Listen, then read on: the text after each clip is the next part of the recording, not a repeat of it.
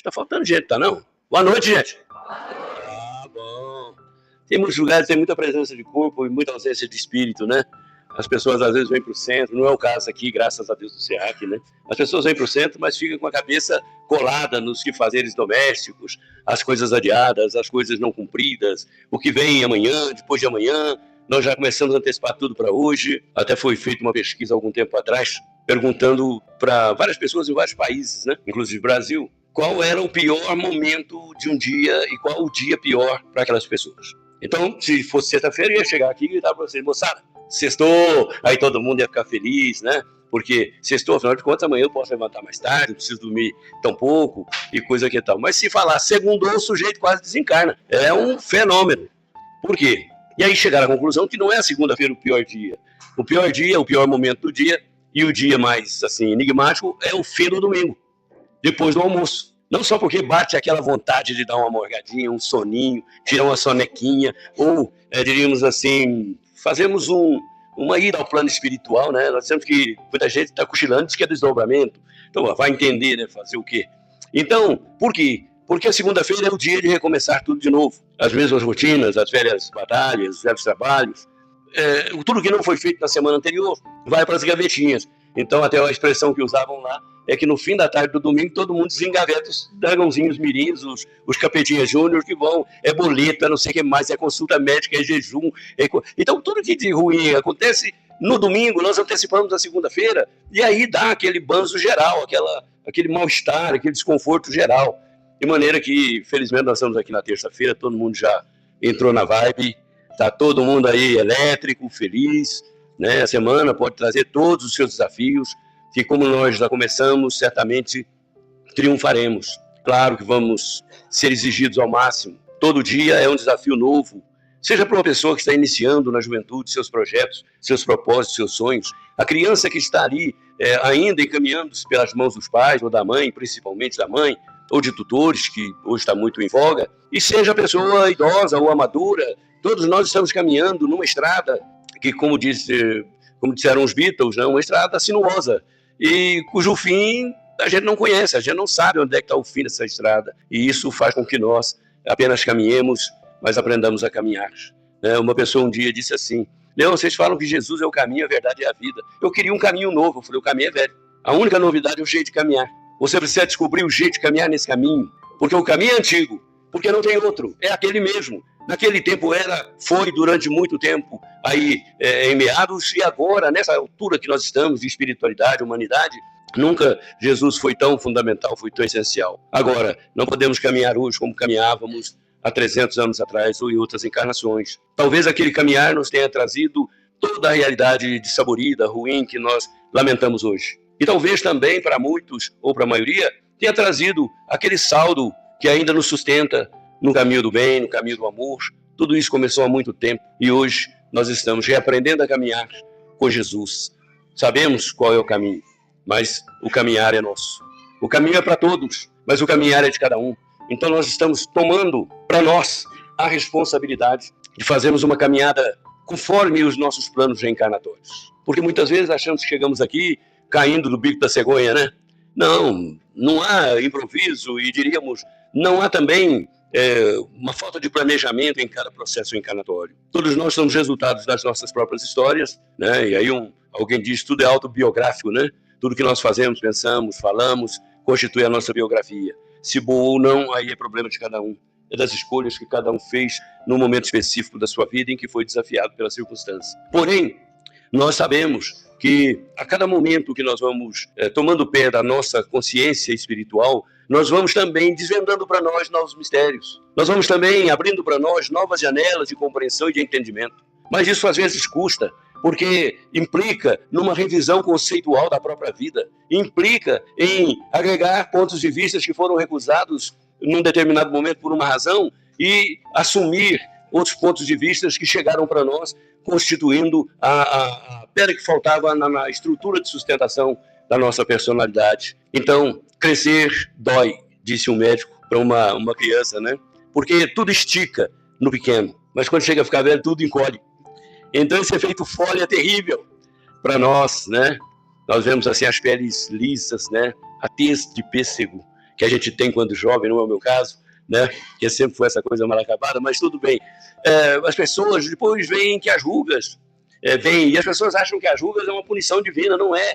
A ruga é o diploma de dignidade de quem pôde envelhecer, de quem pôde chegar lá, de quem pôde transpor as portas da brevidade da vida, dessa circunstância muito tênue que nós temos que sustentar, não somente com o nosso próprio esforço, mas com a bondade e a misericórdia de Deus. Não fosse isso, que seria de nós? Quem seríamos nós? Então, queridos, é uma alegria imensa estar aqui com vocês. Não só pela razão que o Robson disse, né? Mas também porque temos uma dívida de gratidão com essa cidade, com essas instituições, com tantos amigos que pudemos rever aqui. E agora eu não resolvi a questão, né? Eu continuo devedor de todos vocês, pelo carinho imenso que estamos devotando, e eu confesso, merecidamente, mas como eu não sou bobo nem nada, eu aceito de bom grado. Então, queridos, desejamos que essa seja uma noite gostosa para todos nós, uma noite inesquecível, pela boa razão, porque tem noites inesquecíveis, assim, que uma hora eu fui ver aquilo, né? Mas eu espero que a gente possa, pelo menos, raciocinar que bom momento aquele, pelas razões em que nós nos encontrávamos e pelos motivos que nós nos reunimos. Eu estava num hotel aqui em Minas Gerais, até perto, por aqui, né, nessa região, era 18 de fevereiro de 2020, e entre uma palestra e outra eu estava lá no hotel, levantei de manhãzinha, tomei o café, estava a televisão ligada, e uma emissora nacional, né, e o noticiário também era nacional. E aí chamaram uma reportagem lá do Distrito Federal, se não me falha a memória, e o que me chamou a atenção não era ser do Distrito, porque tem notícia todo dia, nem sempre boa, mas, na verdade, era aquela notícia que impacta a gente, né? E a notícia dava contas de que um indivíduo, um certo senhor, de em torno de 50 anos de idade, havia pervagado por aqueles hospitais da cidade, da região, procurando socorro por 45 horas. A gente já ouviu notícias mais ou menos parecidas, pessoas que ficam meses esperando socorro dessa daquela natureza. Mas no caso dele, não era por falta de médico. Tinha médico nas unidades que ele ia, mas não tinha um médico específico para aquele problema que ele trazia. E o problema que ele trazia era nada mais, nada menos que uma lâmina de faca de mais de 20 centímetros cravada nas suas costas. E por durante 45 horas, não minutos, ele pervagou procurando, até que achou no hospital um cirurgião especializado que resolveu fazer a cirurgia e salvá-lo. Naquele momento, o repórter chega para quase viúva, né? Eu não sabia se sobreviveria ou não, estava lá em estado desesperador, e não se podia pegar simplesmente, arrancar aquela lâmina, tinha que se fazer um procedimento para estancar uma possível hemorragia ou coisa parecida, não se sabia quais órgãos tinham sido atingidos, órgãos vitais até, então era um processo delicado, e a esposa muito assim, sofrida, o repórter perguntou para ela, o que é que foi, uma tentativa de assalto, coisa parecida? Ela falou, não, que coisa estúpida, né? Não foi tentativa de assalto, não. É que o meu marido, nós estávamos num restaurante, né, comemorando certamente alguma data, essas coisas, né? Eu sei que vocês fazem isso aí também, não fazem? A gente leva a esposa no shopping, agora tem, né? Restaurante, chama de meu bem, ela chama de cajuzinho, meu ursãozão, depois é jararaca, caninana, burro, qualquer coisa, é uma metamorfose. É um fenômeno zoológico que a gente não entende. De repente você fala, não, isso não é um homem, é um deus, né? O baiano chama de meu rei, né? Mas a maioria fala, é um deus. Onde é que estava essa criatura? Né? Desceu do Olimpo. Aí depois é um deus me livre, um deus dos agudos, seja o que Deus quiser. Porque no dia a dia a gente vai descobrindo as coisas. A esposa, de repente, era aquela criatura que a gente falou, é o ar que eu respiro. Como é que eu vivi até hoje sem essa pessoa? Aí não sabe porque tem bronquite asmática, tem outras coisas dessa natureza mais para frente. De verdade, nós somos aqueles indivíduos que têm uma parte exposta do seu caráter, da sua personalidade, da sua natureza. Mas há muito fator oculto que nós não conhecemos. E há muitos que nós conhecemos fazemos conta de esconder. Tem gente que não confessa. É aquele ponto da vida que ninguém ouça, que ninguém veja, que ninguém saiba. Tem. Todo mundo tem um lado oculto da sua personalidade que é só seu. Ele acha, né? E já tem gente que está com medo dos espíritos. Eu fico com medo dos meus guias ficar sabendo. Olha, já estão sabendo, não adianta. Até os inimigos sabem, não é verdade? Então tem coisas que nós julgamos muito, muito reservadas. E aí tem uma advertência de Jesus que nós não levamos muito em conta. Né? Tudo que estiver oculto aí na terra, um dia será lançado à luz. O que foi dito em segredo na planície, no Planalto, será revelado na planície. Eu não sei se ele estava pensando no Brasil. Não tenho a menor ideia. Mas a verdade é que todas as pessoas têm peculiaridades que gostariam de permanecer no anonimato, gostariam que ficasse ali numa zona nebulosa, aquela zona cinzenta. Mas tem um lado que a gente faz questão de alardear.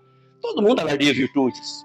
Ninguém alardeia defeitos. Mas nós alardeamos as nossas virtudes. Não está errado alardear as virtudes, né? O que não pode cair no ridículo de propalar qualidades que, de repente, não ornam o nosso caráter, não ornam a nossa vida. Isso é muito triste e é ruim, porque constitui um logro. Nós, às vezes, até conseguimos enganar, se passando por ser aquilo que nunca fomos e escondendo de se saber aquilo que nós sempre fomos. Então, muitas vezes isso acontece. E o senhor, talvez, tivesse lá, na intimidade dele, um temperamento diferente. Porque a mulher disse, o problema é tão ridículo, é uma coisa tão estúpida, porque ele teve uma necessidade lá e resolveu ir fisiológica. Ele teve, porque tem muita necessidade de dinheiro, né? Mas era fisiológica. E ele resolveu ir no banheiro, o banheiro estava ocupado. E ele começou, assim, na sua sofreguidão, no frêmito da sua necessidade, ele começou a achar que o sujeito estava lá enrolando de propósito, que não cedia o lugar assim, por capricho. E resolveu tirar o sujeito lá à força. E aí a esposa disse, aí deu-se a tragédia. Ele quase perdeu a vida por isso. Um entreveiro, uma bobagem, uma coisa sem pé nem cabeça. Aí o repórter pergunta para ela, e ele, como é que está agora? Ela falou, está sendo operado, não sei como é que vai ser, isso é coisa demorada, disse o médico, vai ter que ter muita paciência, mas vão tentar salvá-lo. Ele tem até um live de lucidez, mas como vai ser anestesiado, então a gente perde o contato, perde as informações até que tudo se consuma. Ou a cirurgia deu o resultado desejado, ou então sobrevêm as informações inesperadas. E ela disse assim, eu espero que ele, se sair dessa, ele consiga ajuizar, né, tomar juízo, porque um homem de 50 anos, ou pouco mais, né, precisa encontrar na vida o seu ponto de equilíbrio emocional. O seu temperamento precisa, tanto quanto possível, ser moderado para ele conseguir conviver com os diferentes. Então, o mundo não tem somente iguais. Nós somos iguais na nossa natureza. Somos todos seres humanos. Tem pessoas mais humanas que as outras. Tem pessoas menos compassivas que as outras. Então, ela esperava que ele, saindo daquela, pudesse melhorar a sua natureza, o seu gênio, né? Ela falou, é mau gênio, é o tipo da intemperança. Aí o repórter perguntou para ela, e a senhora, como é que está? Ela falou, eu estou triste, ao mesmo tempo, apreensiva, mas estou muito envergonhada. Não tinha necessidade disso. Isso podia ser evitado. E eu me lembrei, no momento em que eu vi aquela reportagem, de uma outra reportagem, 5 dias antes, aí lá para o nosso lado, na IPTV Ribeirão, que trazia uma notícia de uma cidadezinha pequena, acho que Rio das Pedras, próximo ali da região de Piracicaba. E aí a reportagem foi chamada pelo o jornal que estava sendo transmitido de Campinas, chamaram a reportagem de Ribeirão, porque a equipe de Ribeirão fez aquela reportagem na cidadezinha. Cidade pequena, feira livre, regurgitando gente ali, todo mundo vai na feira livre, na cidade pequena, né, comprando coisas e tal, e eles destacaram lá uma senhora. E aquela senhora foi o motivo da reportagem da emissora de TV. E não por uma razão banal, uma razão qualquer. É que ela, naquele dia, estava completando 111 anos de idade, durante a queda, né? Lá em casa, eles falaram, aroeira pura. Nem cupim estraga esse trem. Então, aquela senhora estava completando 111 anos de idade, lúcida, sem nenhum apoio, caminhando na feira, escolhendo as coisas que ia levar para fazer ela mesma o almoço. Os netos, bisnetos estavam junto com ela, filhos estavam junto com ela, todo mundo feliz da vida. E aí a pergunta fatal, né? Qual é a razão da sua longevidade centenária? Ela falou, viver em paz. Parece um clichê. É banal demais, é muito, assim, sucinto, né? Sem pestanejar, ela respondeu, viver em paz. Em paz comigo mesmo, com o mundo, em paz com os outros, deixa os outros ter opinião, deixa os outros ter direito, eu quero é a paz, né, dizia ela. E ela feliz da vida, né, ela tinha vindo da Bahia há muitos anos, estava radicada naquele lugar já há bastante tempo, mas o que mais me chamou a atenção, porque eu fico assim, né, de antena ligada, tudo para mim tem significado, tudo para mim tem valor, ocorrência simples para uns, para mim tem um conteúdo pedagógico, eu preciso aprender com aquilo, que disse que o sujeito inteligente aprende estudando, tem outros que aprendem com os erros alheios, e tem gente que tem que aprender com os próprios erros, sofrendo, não é verdade? Não teria necessidade, mas fazer o quê? E aí, o que me chamou a atenção? Aquela síntese de uma vida de 111 anos, viver em paz. Ela escolheu viver em paz para viver mais de um século. E aquele senhor, contrastando com isso, ele, jovem, com vida plena, sabe-se lá quantos anos ele iria viver, quase perde a vida no meio do caminho dela, até menos, né? No meio do caminho, porque ele teria que ter 55 anos, 56 anos quase, para poder estar no meio do caminho que ela tinha feito. Daí a reportagem fala, né? O marido morreu com não sei quantos anos, acho que não aguentou o tranco também, né? Mas ela ficou. E aí, o que acontece, né, gente? E aí ela ficou e ela dizia que a paz era a métrica da vida dela. E o outro, por temperamento irrequieto, por uma intemperança, quase encurta a sua própria vida. Ela usou a paz para alongar a sua vida. E ele quase encurta por oposto da paz. Essas pessoas normalmente são muito pacientes. Eu me lembro de uma amiga espiritual falando sobre paciência para nós numa reunião muito antiga, há muito tempo, e ela disse assim, se queres saber o que é a paciência, meus filhos, vede o mal causado fora dela, onde falta paciência. E aí tem muita gente que fala assim, eu não tive paciência. Ó, chegou num ponto, não, eu perdi a paciência. Mas ninguém perde o que não tem. Você pode ter pouco, mas na verdade o pouco é insuficiente, mas não é um perdido, né?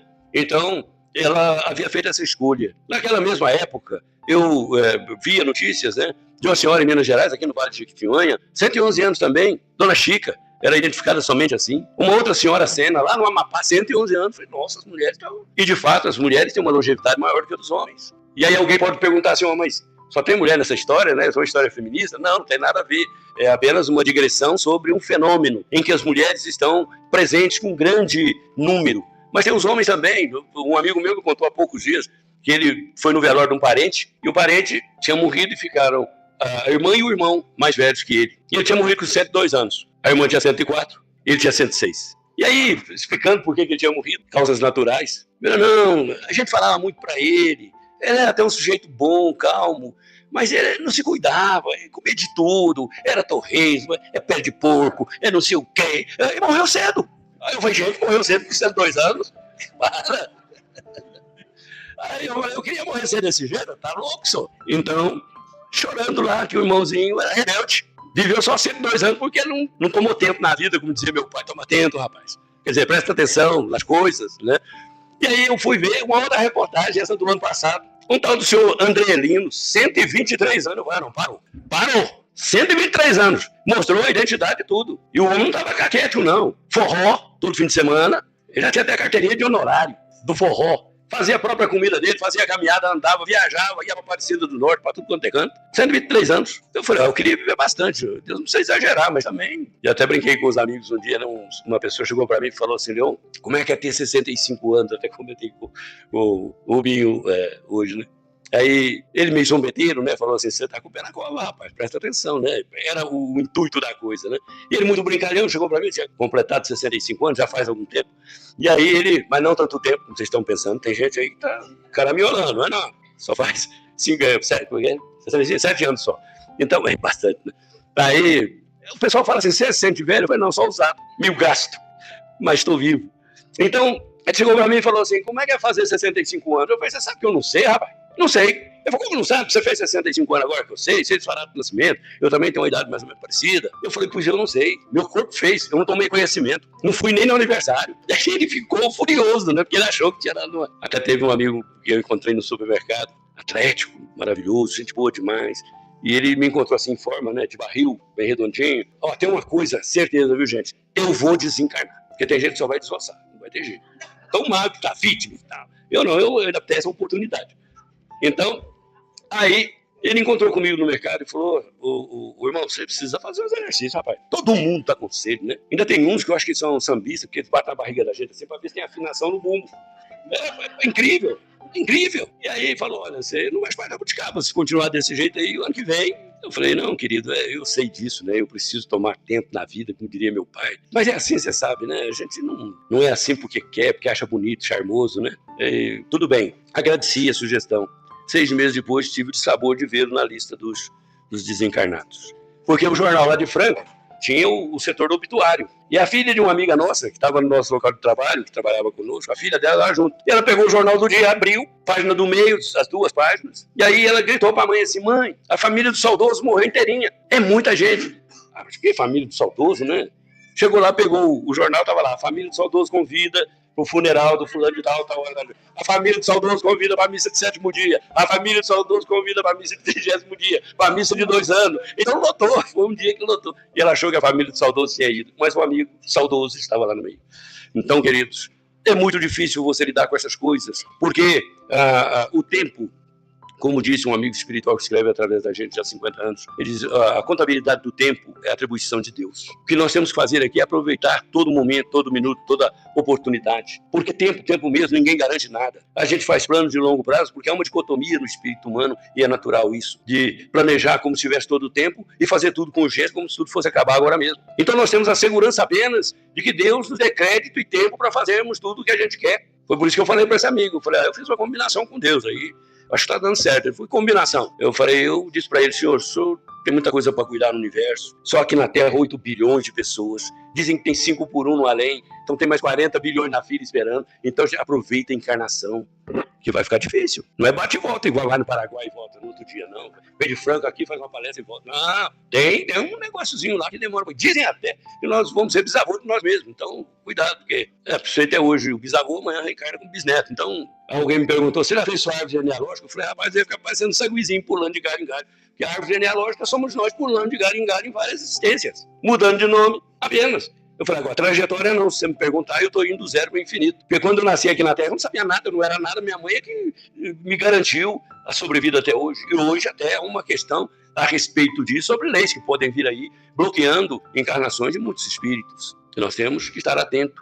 Mas como Deus nos deu a oportunidade de nascer, alguém me perguntou assim, quando você era pequeno, qual era o seu plano de futuro? Eu falei, o futuro era jantar depois do almoço e dormir depois da janta.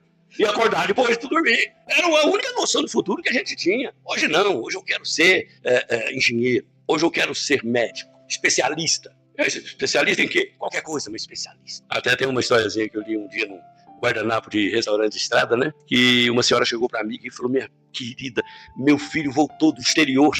E ele se formou em psiquiatria. Você acredita que ele é craque na psiquiatria? É um fenômeno na psiquiatria, super requisitado. Arranja um tempinho, vai lá para você fazer uma consulta. A amiga falou, não tenho nada na cabeça, não tem problema, não tinha nada, no bom sentido. Eu não tenho nenhum problema. Ela falou, não tem problema, você entra sem, mas ele arranja. Com certeza você vai sair de lá. Então nós verificamos assim, o centro quer ser especialista. Aí o outro chegou no consultório e falou, doutor, eu estou aqui, senhor, eu estou rindo, não é, sou. Então, eu tô com um problema no meu nariz. Ele falou, qual narina? Da direita. Ele falou, pode ir embora que eu sou da esquerda aqui. O meu nariz, eu só cuido do lado esquerdo. Aí vai ter um cuidar do pé, da perna, do lado e coisa e tal. Especialidade é isso, é descer aos detalhes. Então, quero ser médico. E aí a mãe queria que o filho fosse médico. Ela frustrou porque não podia ser médico, não tinha como. Nem competência e nem vocação. E o marido também faria gosto, né? Porque se a mulher faz, o marido vai atrás. Pode ter certeza. Ele não vai contrariar. Ele já sabe que custa a contrariedade. Assim como a esposa também sabe o que é contrariar o marido. Né? Bárbara Bartos conta que um dia ela discutiu com o marido e falou, você não é o homem que eu mereço, você não é o homem da minha vida. E assim, naquele momento, né? Eu sei que isso não acontece aqui, viu, Robinho? Aqui disseram pra mim que em Varginha, aqui no Cerrado, não acontece. Ninguém fala isso. E ela foi comprar, porque era aniversário dele no outro dia. Ela foi comprar um presente e queria um cartão desses cartões, né? Comemorativos. E ela achou um cartão lá. Você não é a pessoa que eu pedi a Deus. Só que quando ela abriu o cartão não estava escrito lá, mas foi aquilo que Deus achou que eu merecia. Quer dizer, não teve jeito. Ele então, de repente, se vê nessa situação, né? O filho premido para ser um médico, e ele chegou e falou, mãe, não tem cabimento, minha cabeça pensa legalmente. Eu tive isso na minha casa, tem uma filha que ela, assim, de pequenininha já era advogada, ela tomava defesa de todo mundo, e questionava todo mundo, e hoje é uma advogada, felizmente, no tributário, né? Graças a Deus, no tributário ela vai indo muito bem. E tinha uma outra menina que hoje é cientista lá nos Estados Unidos, ela vivia atrás de mim, pai, você sabe o que é Cezinho, Cezão, mesinho, mesão? Eu falei, nem sei, mesão, menino, tem uma mesinha aqui em casa, mas eu não sei nada disso, era coisa de biologia, nem sei se existe isso. Mas ela queria saber se eu sabia, eu falei, meu filho, você é analfabeto, eu mal dou conta de assinar. Assim mesmo, se for coisa ruim, eu recuso, né? Aí, mas ela se tornou uma bióloga extraordinária. Mas tinha esse negócio de ficar atrás da gente, cutucando e perguntando coisas enigmáticas, né? E o rapaz pensava legalmente, e ele falou, não tem condição de ser médico. Mas por que você não quer médico? Você quer me contrariar. Mãe é assim, né? Mãe é terrível. Para convencer é uma delícia. Aí, de repente ela falou, você tem que ser médico. Eu sempre sonhei que você fosse ser médico. Eu falei, você vai ter acordado. Isso é pesadelo. Isso é pesadelo, mãe. Aí ela falou, não, me dá uma razão por que você não quer ser médico. Eu falei, mãe, se eu ver groselha, eu desmaio. Imagine eu ver sangue lá no pronto-socorro, mãe. Pelo amor de Deus. Aí a mãe falou, então você está deserdado. Já não tem pior coisa que uma mãe deserdar um filho. E assim, se a mãe for pobre, principalmente, que ela vai deserdar do único capital que ele tem, que é o afeto, é o amor.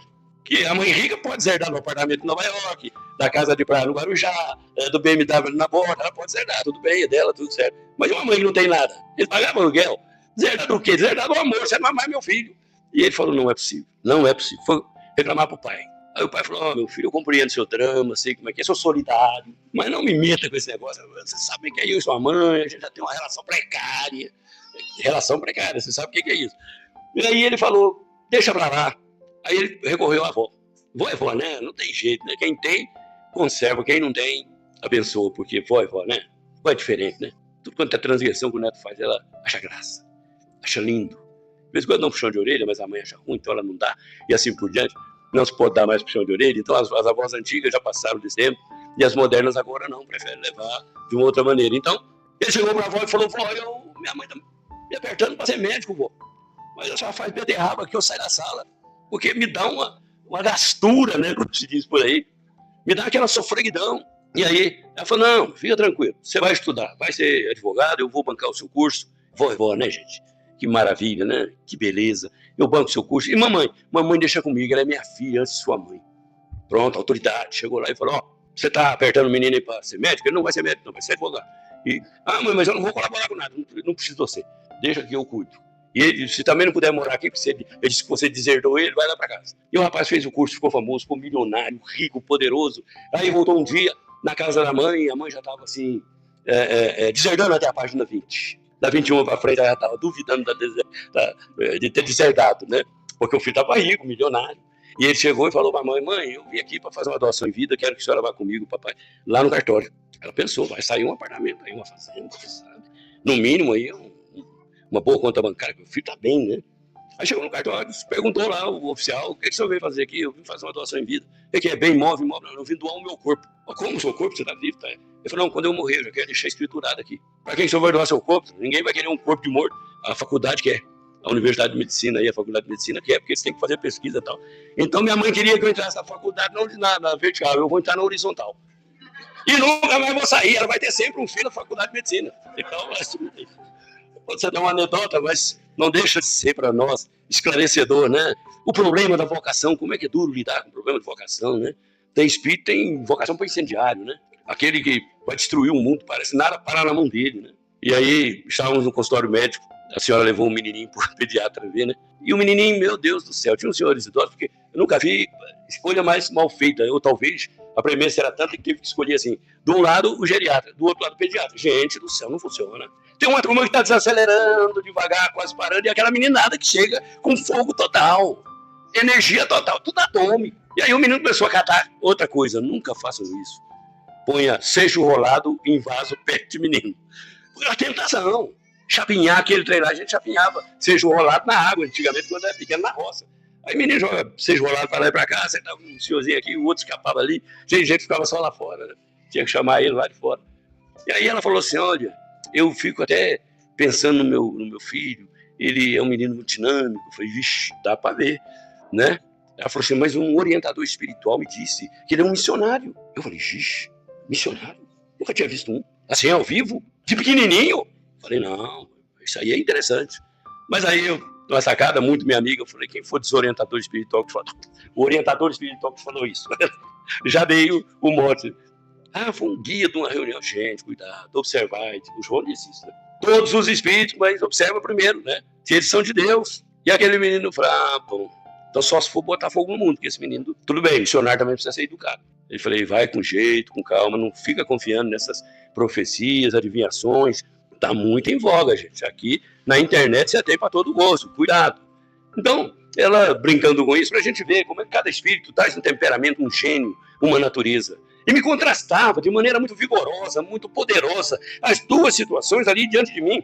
Diferença apenas de 5 dias. Uma senhora comemorando 111 anos, uma vida longeva, e aquele rapaz quase perdendo a vida por 50 anos. O diferencial entre eles, uma escolheu a paz, o outro escolheu a intemperança. Então chega um momento que a gente tem que se fazer uma pergunta, honestamente.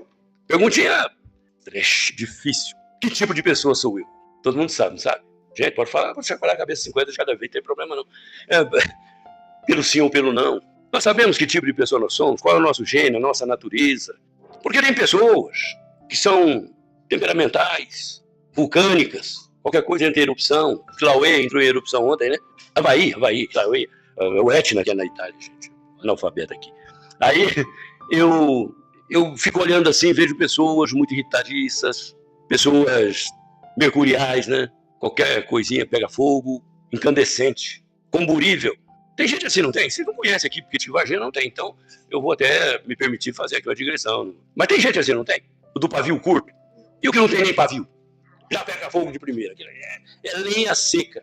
Então tem gente assim, mas tem gente calma, fleumática, tem pessoa hiperflexível, tem pessoas que são serenas, o circo tá pegando fogo, mas vai achar o jeito de sair. E tem gente que é fria, assim, não se sensibiliza com muita coisa, não. Não é qualquer balbúrdia que ataca o seu estado de humor emocional. E dizem que tem gente tão fria que se você ficar perto, pega resfriado. Tem gente que pode correr o risco de pegar pneumonia. Então nós temos todo tipo de gênio, todo tipo de temperamento. Mas cabe a nós fazermos uma pergunta a cada um de nós. O que é que nos abala? O que é que nos ataca? O que é que nos atinge? Por quais razões a gente perde a paciência? Se tiver, né? Por quais razões a gente destempera?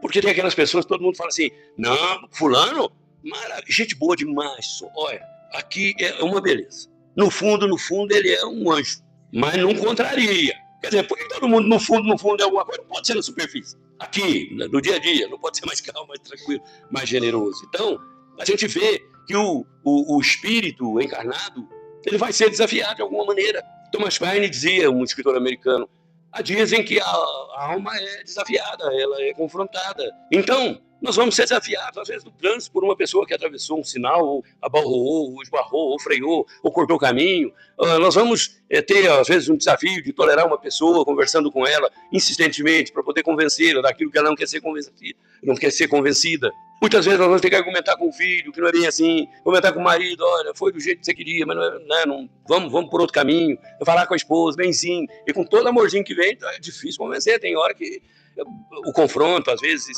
a contradição entre pontos de vista é muito evidente. Então, nesses momentos, nós vamos ser desafiados, e nós vamos agir ou reagir de acordo com o nosso temperamento, com a nossa natureza. E não é incomum ocorrer de sermos desafiados no nosso círculo de relações. Não só os estranhos ocasionais vão nos desafiar, numa questão qualquer aí. Também parentes podem nos desafiar, até as pessoas mais amadas. Conta que, li também nesse negócio de guardanapinho de restaurante, pode ser uma anedota, que o sujeito se casaram, né, ele e a mulher, se amavam, juras de amor eterno, até que o eterno durou enquanto tinha que durar, né? E aí começaram a se desentender, e não é incomum isso em relações, né? E começaram a se desentender, às vezes por coisas necessárias e às vezes por coisas desnecessárias. Às vezes a gente só dá conta por dar conta. A gente só dá conta por não estar a favor, quer dizer, mais ou menos assim. Então, diz que aí ele desencarnou e ela descobriu que ele era o amor da vida dela. Né? Nunca te vi, mas sempre te amei. Vocês já viram isso? Não? Tem também os nunca te vi, mas sempre te odiei. Quer dizer, tem gente que tem ojeriza do outro, mas não sabe por quê. Bom, nessa encarnação, né? Tudo bem. Aí, mas também até aquela pessoa que bate o outro quer levar para casa. Não é verdade? Então ela constatou que não podia viver sem ele, mas e daí? Já estava consumado, ele tinha desencarnado, um infarto lá, me parece. E aí ela ficou orando para que quando ela morresse, ela encontrasse com ele, coisa e tal. E ela desencarnou logo depois também, algum tempo depois, e no plano espiritual começou a procurar ele. Não tem CEP, tem GPS, tem nada, é fluido, né? E como já havia uma repulsão de fluido na separação, eles não queriam se ver. Mas ela estava doidinha para encontrar. E aí um dia ela encontrou lá, por ajuda dos mentores, dos espíritos amigos. E aí ela encontrou com ele, ai amor, graças a Deus que eu te encontrei. Agora nós vamos viver felizes para sempre. Ele falou, não. Nós casamos lá para viver feliz até que a morte nos separasse. Sai fora. Eu estou no outro agora. Pode acontecer isso na nossa vida, pode ser até uma anedota que se contou aí, mas isso pode acontecer conosco. O momento em que nós temos que desfrutar do amor e dedicar amor é esse que nós estamos vivendo agora. Porque nós vamos ser no além o que nós somos hoje aqui, nós vamos viver lá como estamos vivendo aqui. Claro que não vai ter picanha, não vai ter Porsche, não vai ter BMW, 5 mil cabeças de gado na fazenda, não vai ter 200 mil sacas de café estocada na conta bancária, não vai ter isso. E alguém falou, o que tem? Tem coisa boa. Fluido, prana, tem energia vital. Não, mas tem muita coisa. O plano espiritual, aqui é uma réplica de lá, né? Então, não podemos nos levar por isso, mas não tem. É bom saber isso. E também os afetos que nós temos aqui, eles tendem a continuar, porque o amor é um processo. O amor é um modo contínuo. Agora, quando nós interrompemos o ciclo do amor, essas intermitências nos afastam dos objetos amados, das pessoas amadas, das criaturas amadas. Então, nós começamos a pensar nessa questão de vidas curtas, vidas longas. Na Páscoa de 2024, ocorreu na região de Bauru, se não falha a memória, um episódio muito triste, muito doloroso, que a gente cita apenas pedagogicamente, respeitando os personagens. 2 irmãos moravam juntos, dia de Páscoa, foram na casa de uns parentes, porque também era aniversário do mais novo, 28 anos. Aí pegaram a motinha do mais velho, ele de garupa, foi, deu lá, almoçaram, fizeram festa, cantaram parabéns para você. Mas por uma razão, o irmão mais velho pegou a moto e foi embora para casa, não se sabe por quê. Deixou o irmão mais novo lá. Aí o irmão mais novo foi para casa, contrariado, foi tirar a satisfação com o irmão mais velho. Terminou na morte do mais novo pelo mais velho. Entreveros familiares podem acontecer, claro. Pode acontecer com gente estranha, todo dia tem notícia disso. Mas no fundo de tudo está a natureza de cada indivíduo, de cada ser humano. e na nossa natureza afloram em momentos de desafio essa ou aquela peculiaridade do nosso gênio, da nossa maneira de ver. Há uma coisa que às vezes nós somos, interessantemente, sensíveis, né? Tem muita gente que é meio Christian Ralph, sensível demais. Qualquer coisinha abala, qualquer coisinha derruba, qualquer coisinha desmonta. E nós temos que aprender a dosar a nossa sensibilidade para o bem, sermos sensíveis à ação que melhor represente a atitude cristã, a atitude espírita, a atitude elevada em relação àquilo. Então essa sensibilidade de não ser indiferente é ótima. Mas aquela coisinha de qualquer coisa, meu Deus, eu não merecia isso. Ainda mais vindo dela, ou vindo dele. E se vier de amigo, então pronto, o inimigo a gente nem leva em conta, mas se vier, ela é minha melhor amiga. É um amigo de criança, de infância. Não podia ter feito. Gente, todo mundo falha. Nós falhamos. E por isso, nós temos que ter essa capacidade de perdoar, de compreender, de entender as coisas. Mas falando em longevidade, muitas pessoas perdem a vida muito cedo, muito jovem, por acidentes, né? Eu encontrei-me com uma amiga numa cidade próxima de Franca, depois de uma palestra que ela foi assistir, e aí ela veio me cumprimentar, já amiga de longa data, não fazia tempo que eu não a via, e ela falou assim, que bom te ver, Leon, que saudade. Eu falei, também estou com saudade da senhora, mas como é que a senhora está? Aí já mudei a conversa para outro lado, né? Ela falou, eu estou bem, mas você sabe, estou ficando velha, né? Eu olhei para ela assim, meio firme, né? Dei um foco nela assim. Eu falei, você está achando ruim ficar velha? Ela falou, não é bom, né? Você não acha? Eu falei, não, eu acho ruim é morrer novo. Imagine se eu tivesse desencarnado com 30 anos, 20 anos, 18 anos. Como acontece? Que tristeza seria. Quanta coisa eu teria perdido. Por isso a gente sempre lamenta, tristemente, desencarnações, ainda que por razões naturais, que pessoas jovens desencarnem. Há muita vida para viver.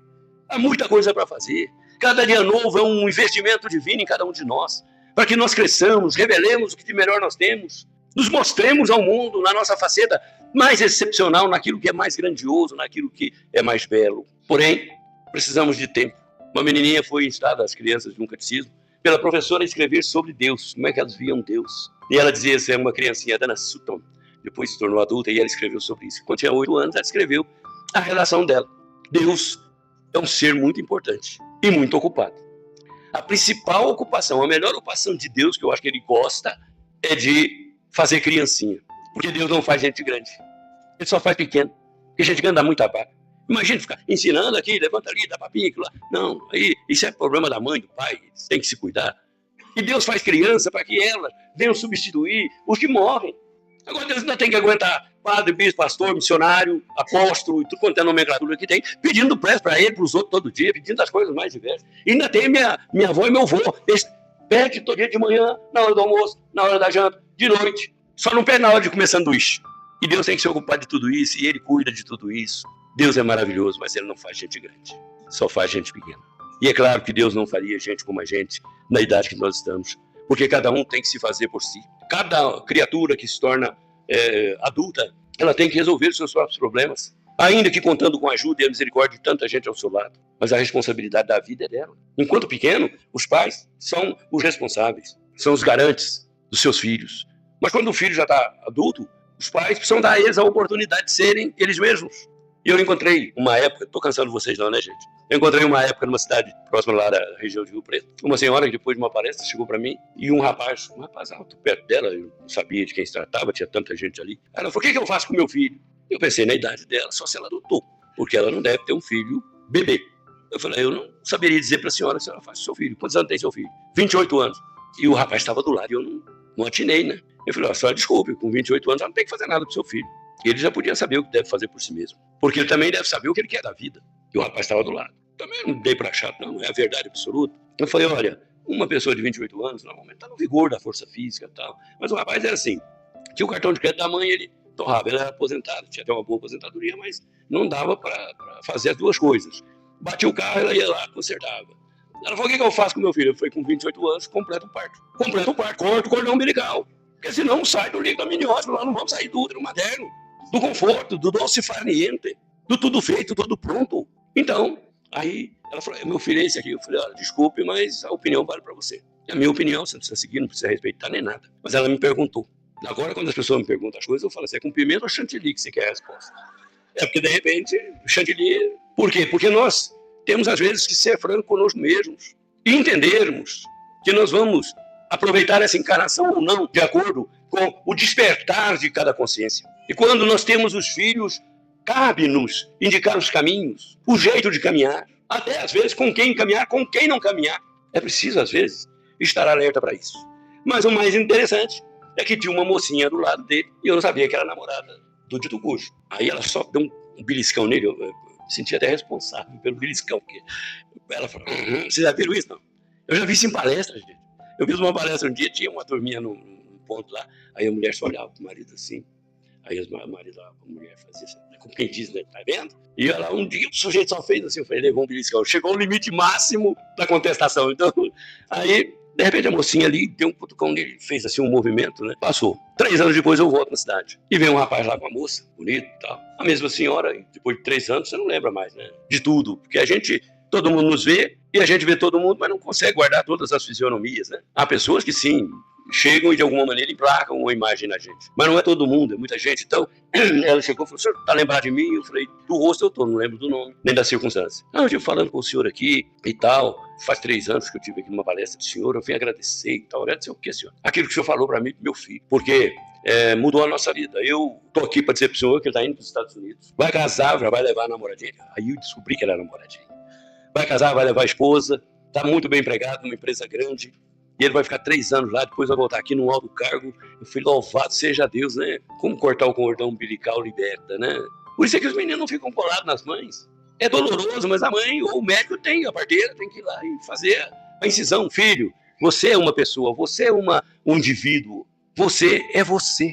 A partir de agora, Deus está investindo em você. E a gente precisa fazer jus ao que Deus investe em nós. Então, quando isso aconteceu, eu comecei a pensar na importância de nós orientarmos os caminhos dos nossos filhos, averiguar as tendências. Tem crianças que já demonstram, desde os primeiros momentos, certas inclinações. É a coisa de criança, tá certo, coisa de criança, mas dentro daquele corpo minúsculo tem um espírito, que tem vivências, tem história, tem biografia. Então orientar, encaminhar, orar com os filhos, é tão bom, enriquece tanto e ajuda a conter problemas para o futuro tão significativos que a gente só vai perceber isso talvez muito, muito tardiamente. Então a questão da longevidade, né? Podemos ter uma vida longa se estiver no desenho do nosso mapa reencarnatório, sim. Mas a vida longa pode se interromper por uma ou outra razão? Pode. Porque o crédito nos foi dado.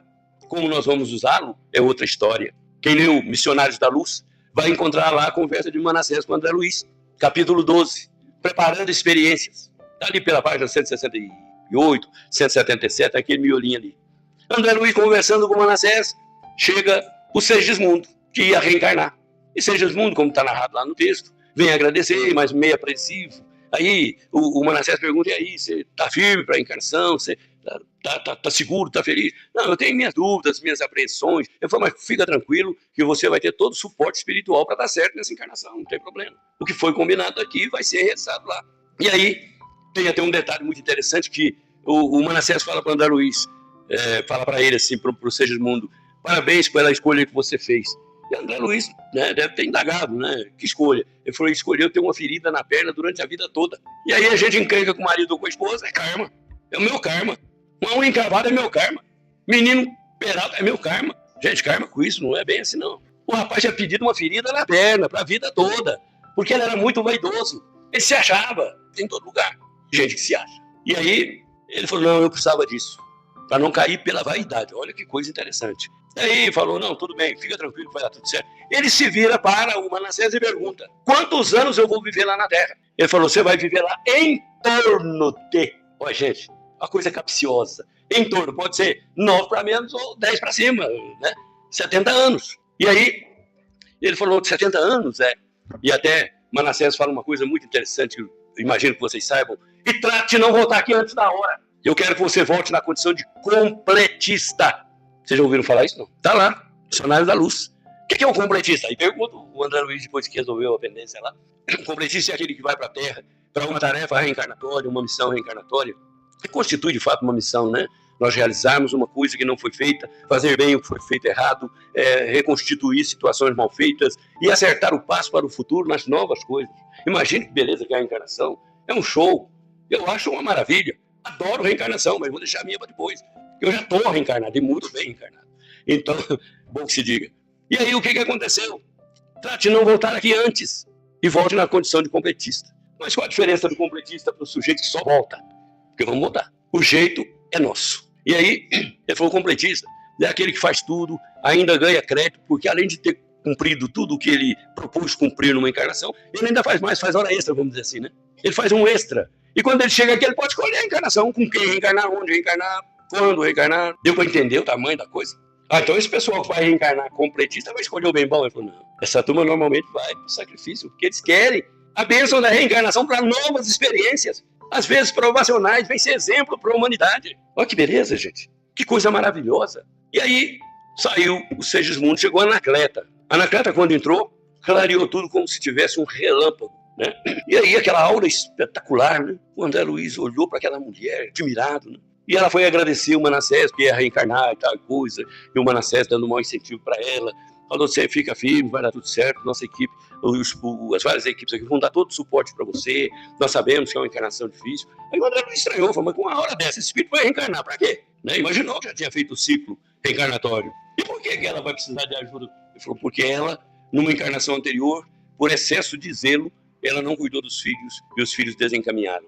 Faz 30 anos que ela está esperando no umbral eles serem liberados para ela poder trazê-los de volta à Terra numa reencarnação expiatória. Ela adquiriu todo o crédito para então pagar o débito. Mas o mais interessante de tudo, para a gente caminhar para o encerramento, é que eu costumo dizer que quando eu era pequeno eu era muito feio, gente.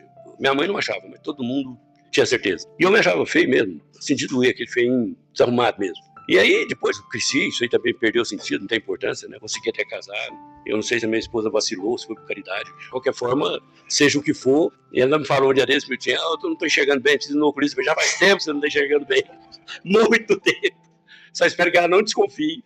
E a gente continue, estamos nos 48 anos de casado, quase 50 de conviventes. Então, aí, o que aconteceu? Eu achava que feiura era uma punição. Eu achava. Mas não sabia de nada, não conhecia nem espiritismo. E aí, depois que saiu a Anacleta, chegou uma moça muito bonita. Então, aí o que aconteceu? A moça veio lá e o Manassés pergunta para ela, o que você achou do novo layout, né? Vamos dizer assim, na linguagem moderna, né? Do novo design. Hoje tem design de sobrancelha, design de cabelo, design não sei o quê, personal stylist, tem tudo. Lá não, ela chegou lá, por que você gostou do seu desenho, da nova encarnação, do novo corpo? Ela falou, adorei, achei muito bom, mas me pediu uma modificação. Eu pensei, eu me encontrei, eu falei, aí tá aí. Ela pode ter nascido no Brad Pitt de Minas Gerais, foi nascer lá em Nova York, e eu pedi para dar uma pioradinha, eles bagunçaram, saiu isso aqui. Na próxima encarnação eu quero saber, vai ter repetição, eu não venho. Né? Aí, brincadeiras da parte, a moça chegou e pediu, pensei, né, quando ela falou que pediu modificação, antes de qualquer coisa, meu raciocínio já avançou, eu falei, pediu para melhorar, não pediu para piorar. Então, gente, não reclama, tá tudo certo, tá bom demais. Porque tem muita gente que era para ter nascido assim, né? Mas aí a moça falou, eu já tive problemas com esse negócio, não quero mais. E ela usa, inclusive, uma expressão, eu não quero uma encarnação de Vênus, eu quero uma encarnação de uma pessoa que tenha chance de sucesso. E eu não tive isso com a minha beleza em outras existências. Bom, ela disse lá, eu não vou discutir com ela. Porque se ser bonito é problemático, ser feio até é gostoso. Todo mundo tem dó. É interessante. O lindão, a pessoa fala aí, tão bonito, ai, com quem foi misturar. Aquela mulher maravilhosa, exuberante, passa o sujeitinho assim, meio desarrumadinho. Ai, como é que pode? É o contraste extremo. Agora, quando o sujeito não nasce assim com esses predicados, o povo fala, coitadinho, né? Podia até ter dado certo. Tudo bem, mas brincadeira da parte. O que nós estamos vendo é que nós não temos uma encarnação de acumulação de anos, dias, meses. O processo é o inverso. Porque a gente, quando nasce primeiro aninho, já faz aniversário do bebê. É uma verdadeira, chama, um show, né? É churrasco, é picanha. O menino não sabe nada, nem mamadeira tá tomando direito, mas já tá comprando picanha por conta dele. E tojo, chopp e tudo mais. Aí vem o segundo ano, 2 anos, 3 anos. Quantos anos você tem? 50, 60, 70. Mas é o inverso. Cada ano, cada dia que nós passamos aqui é menos um. Na nossa contabilidade, o Manassés disse pro Segismundo, você vai vir em torno de 70 anos, se é 71. Quando ele fizer um ano, é só 70. Mais um ano, 69. E assim vai, decaindo até o ponto zero e fechar a conta. Como diria o Tom Cavalcante, passa régua. Aí perguntaram para Galileu Galilei um dia, né? Quantos anos o senhor tem? Ele falou, olha, de verdade, eu não sei. Caduco ele não estava. Perdendo a memória também não. Aí alguém disse assim, mas o senhor é um homem octogenário, coisa parecida, né? Eu falei, não, você está falando do tempo que eu tinha, do tempo que eu já tive, o tempo que eu tenho, não, que conta para frente, eu não sei se um dia, um ano, 2 meses, 10 meses. Independentemente desse tempo, aprendamos com Jesus em matéria de temperamento. Aprendei comigo que sou manso e humilde de coração e encontrareis descanso para as vossas almas. Perdoa 70 vezes, 7 vezes, senhor? Não, 70 vezes, 7 vezes, 490 vezes. Imagine, se eu perdoasse 7 vezes por ano, eu já tinha cobrir a cota de 490 vezes em 70 anos. Então a verdade é que todos nós estamos tendo na nossa existência atual a oportunidade sagrada, abençoada de nos tornarmos pessoas melhores. Se alguém já se acha muito bom, torne-se melhor. E o melhor torne-se excelente. E aquele que é excelente, viva uma vida de santificação. Porque é disso que se trata. É isso que nos espera nos tempos vindouros. Por enquanto, Deus está nos concedendo a oportunidade de ajustarmos o nosso passo com a vida. Aprendemos a caminhar nesse caminho maravilhoso que Jesus transformou para nós. De sermos aquela pessoa que muita gente acha que nós somos. Boas, generosas, que ama o seu próximo, que tem compaixão das pessoas, que tem empatia com as pessoas. Aquela pessoa que sempre que pode atende ao que necessita mais do que ela. E sempre que tem, nunca se escraviza ao que possui, porque sabe que uma parte daquilo pertence a outras criaturas que vão surgir nos nossos caminhos. Queridos, foi uma alegria imensa encontrá-los aqui. Um prazer intraduzível revê-los, os que nós estamos revendo, encontrar essa moçada maravilhosa, esse pessoal generoso que está chegando pela primeira vez. Vou dizer para vocês, não sou Airbnb, né? Mas meu coração está franqueado para vocês. Vocês são inquilinos da minha alma. Não vão pagar aluguel e terão sempre um coração amigo para contar nas circunstâncias da vida. Porque eu sempre que precisei ter pessoas para conversar, as encontrei por aqui. Levo-as comigo e desejo, se não for incomodar, permanecer nas vossas preces hoje.